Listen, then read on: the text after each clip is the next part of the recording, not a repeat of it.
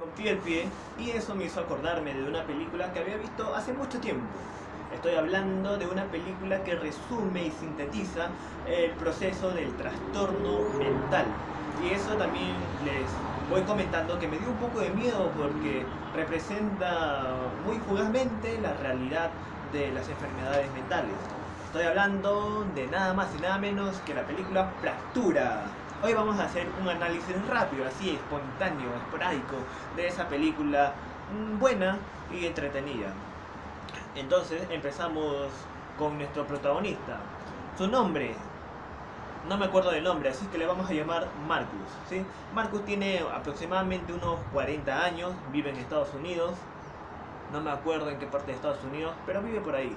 Pero lo importante es que está casado, tiene un segundo compromiso y de ese segundo compromiso tiene una hija. Ahora vamos al punto de quiebre que tiene la película o la base de cual se construye toda la trama. ¿Cuál es? Es que la niña cae a un pozo. Su hija, del protagonista, de Marcus, cae a un pozo, se lastima. A partir de ese momento va a salir todos los hechos importantes de la película. Pero antes de esos hechos importantes que vienen después del problema en sí que sucede, hay otros que se presentan anteriormente. Por ejemplo, el accidente automovilístico que tuvo nuestro Marcus con su primera esposa. Bueno, él nos cuenta que estaba muy enojado, muy furioso al volante y en eso pierde el control por la ira que tenía y se vuelcan. Se vuelcan y lamentablemente su esposa fallece. Y más aún, su esposa estaba embarazada. Las dos fallecen.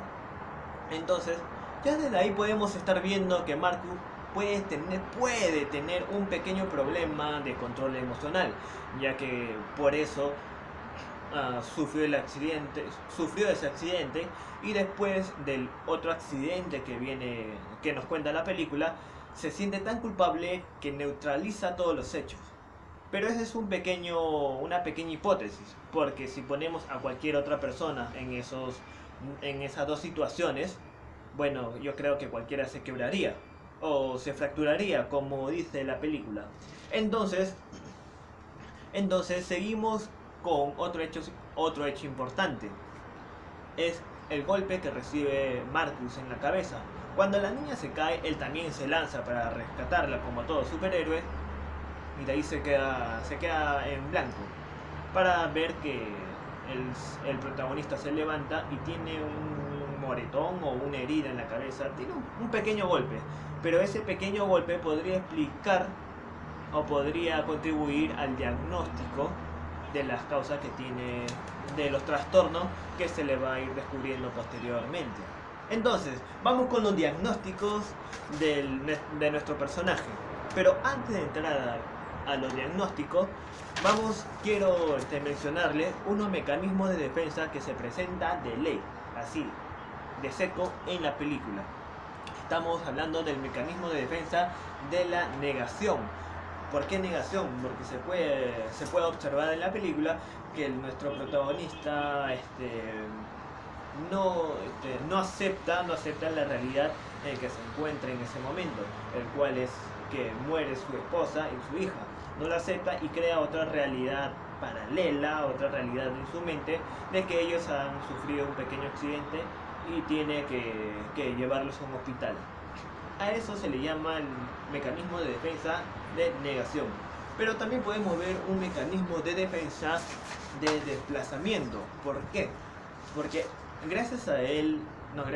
por culpa de él, muere su esposa y la hija. Pero él le otorga esa responsabilidad a los doctores que supuestamente la atienden a él.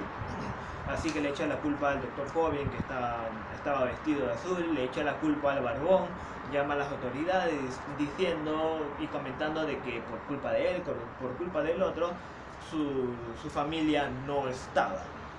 Entonces, ahora sí, esos son los mecanismos que se presentan en la película.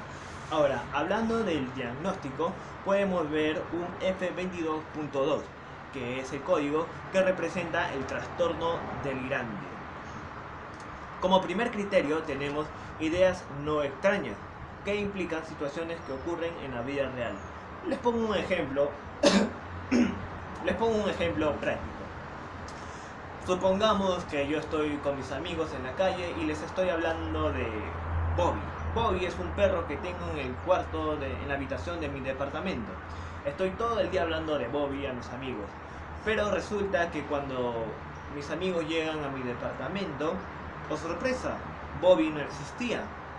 Entonces se dan cuenta que Bobby era un producto de mi imaginación. Y a esto se refiere con ideas no extrañas, que implican situaciones que ocurren en la vida real. Este es el primer criterio del trastorno delirante. Luego tenemos que el primer criterio no cumple para el trastorno de esquizofrenia. No tienen nada, son muy parecidos, pero no son lo mismo. Luego tenemos otros criterios que ya no cumple el personaje de la película, que puede que la vida social de la persona no se vea afectada. En el caso de la película sí se ve afectada tremendamente. El pata nos mata a un oficial de turno, nos incendia el hospital y hace un montón de agravios por todo el centro porque él cree que sus ideas delirantes eran reales. Luego nos presenta otro criterio, el cual este trastorno delirante se da por los consumos de sustancias. Pero en la película no vemos ningún momento que el pata está consumiendo, Marcus está consumiendo sustancias tóxicas. Así que lo descartamos. Vamos a ver los trastornos delirantes y sus tipos. Bueno, vamos a ponernos en el caso de que yo sufra un trastorno delirante. ¿Pero de qué tipo? Si hablamos de tipo, estamos hablando de un trastorno delirante de tipo erotomaníaco.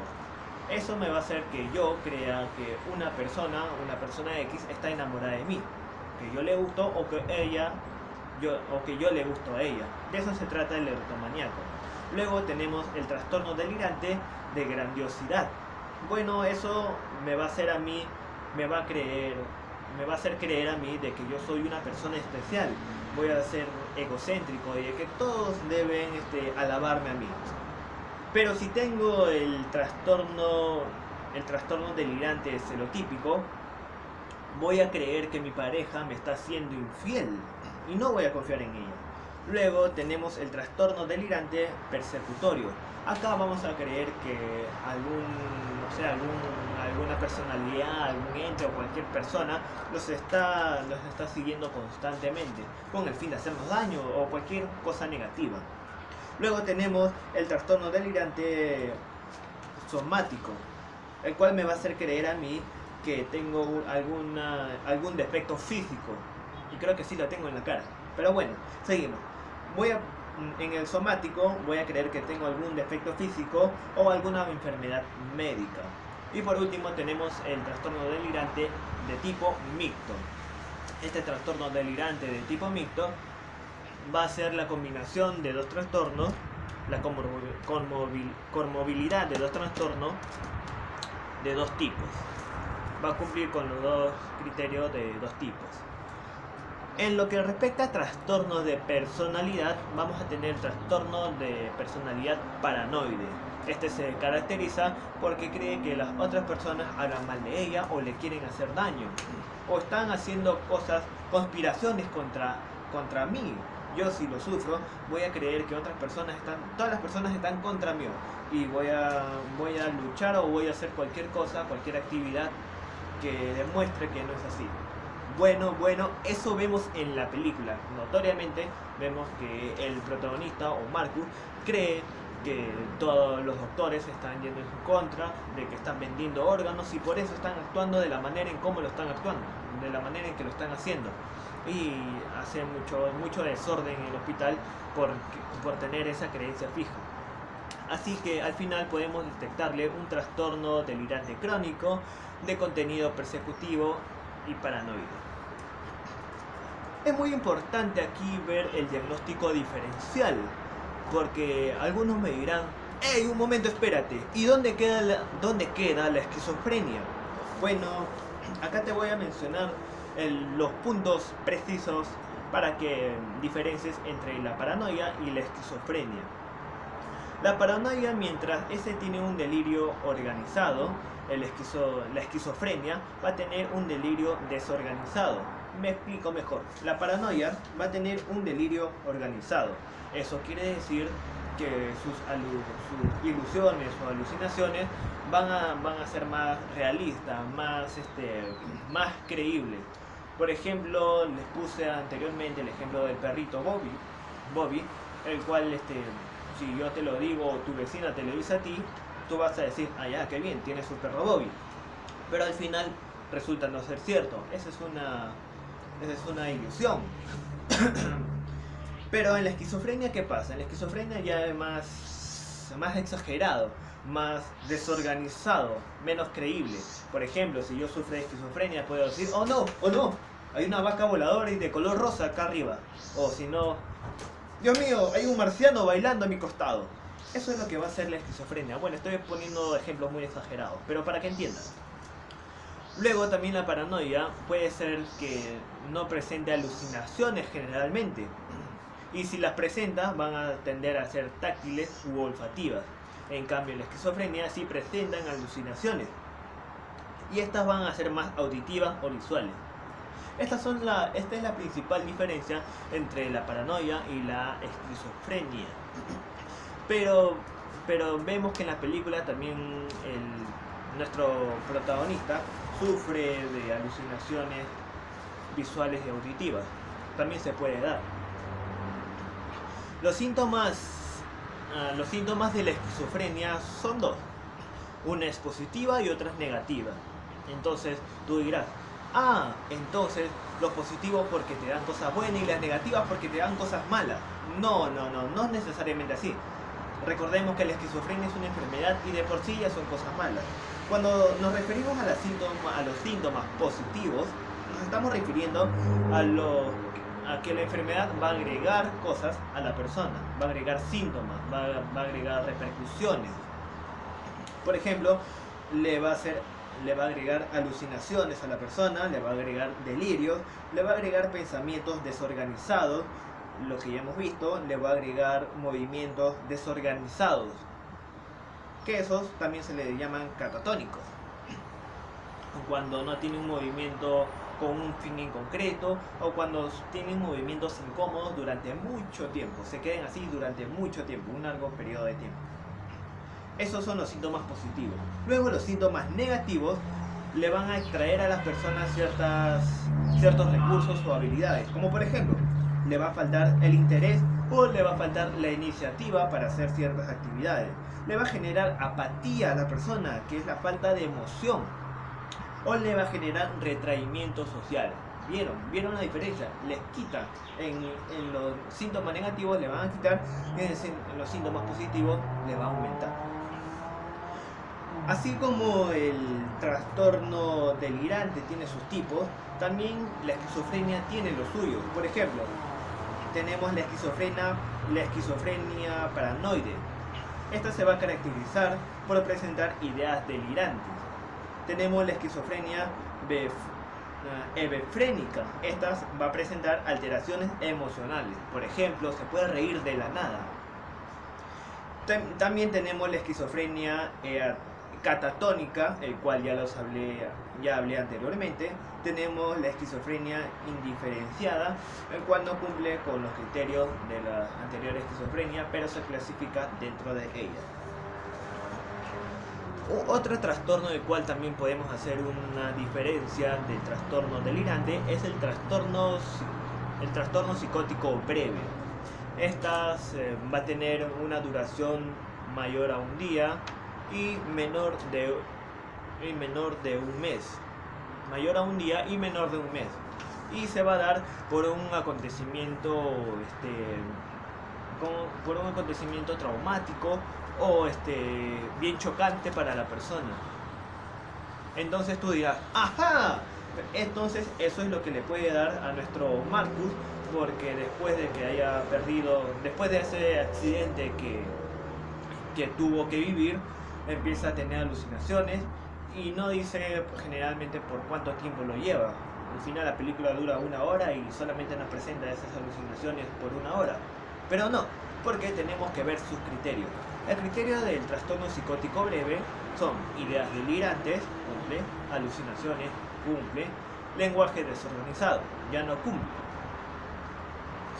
Porque el lenguaje está perfectamente, va congruentemente con lo que piensa, no es que no tiene sentido lo que dice. En nuestro protagonista sí tiene sentido y algunos le creen. Luego presenta comportamientos catatónicos, el cual ya expliqué qué es. Y este trastorno psicótico breve no se presenta en las alteraciones afectivas o en la esquizofrenia. Luego tenemos el trastorno esquizofreniforme, el cual es muy parecido al anterior que acabo de mencionar, pero con una duración de 1 a 6 meses. También tenemos el trastorno esquizoafectivo. Esto a lo tipo Goku y Vegeta va a ser resultado de la fusión de los síntomas de la esquizofrenia y del trastorno del estado de ánimo. También, ya para ir cerrando con este video que lleva 16 minutos, tenemos el trastorno psicótico inducido por sustancias, ya sean las drogas o los fármacos, pero en la película, como ya dije anteriormente, no vemos ni una de estas sustancias. Y por último tenemos el trastorno psicótico por enfermedad médica. Estas son enfermedades que afectan a la función del cerebro. Como dije en un anterior video, las enfermedades o tumores cerebrales que aparezcan en la cabeza van a repercutir dependiendo en la zona en la que crezcan. Si crecen, por ejemplo, en una zona del cerebro que tiene como funcionamiento o regular las capacidades visuales o de percepción, bueno, van a tener una percepción de la realidad un poco abstracta. Bueno, entonces hasta aquí el video de hoy que copió.